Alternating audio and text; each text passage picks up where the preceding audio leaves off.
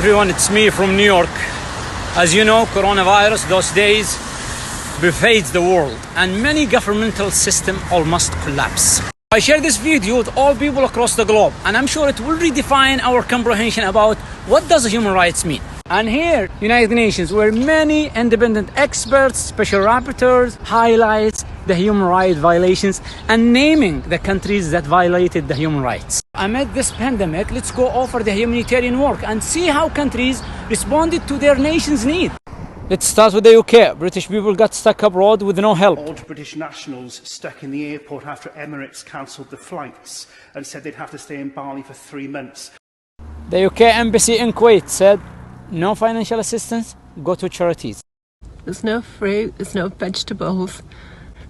You just need to stop it. Let's move into Canada.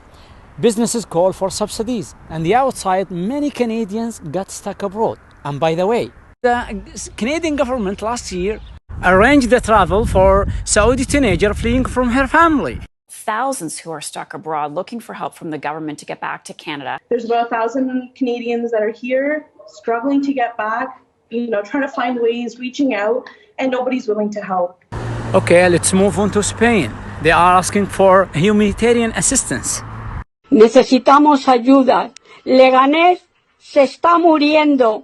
No hay sitio en el hospital. Esto es una vergüenza a nivel nacional. I'm from Lyon, France. In the line in front of the supermarket. And now I'm here. Wow. It's not easy to find what you're looking for. In the US, let's start with Sanders' tweet about human rights. The system of capitalism where profit matters more than people is so damn sick. And the coronavirus is showing us all its symptoms. We need where everyone is guaranteed free, high-quality healthcare. Many businesses are closed, so the working class people lost their jobs.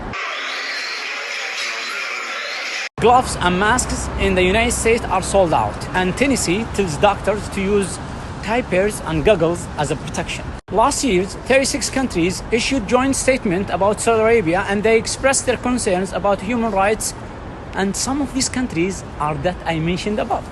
In contrast, let's take a look inside Saudi Arabia and see how they responded to this pandemic. Let's start with the non-Saudis who are living right now in Saudi Arabia. I'm actually advising Americans that are in the kingdom that I would strongly consider sheltering in place. Food supply is good, emergency services are sound. En Arabie Saoudite, hôpitaux publics, hôpitaux privés, tous accueillent, soignent les malades du coronavirus. Masks and gloves distributed for free in the street. All Saudis outside the kingdom hosted, isolated in comfort. See what our Saudi government provide us with 5 stars hotel full board free of charge.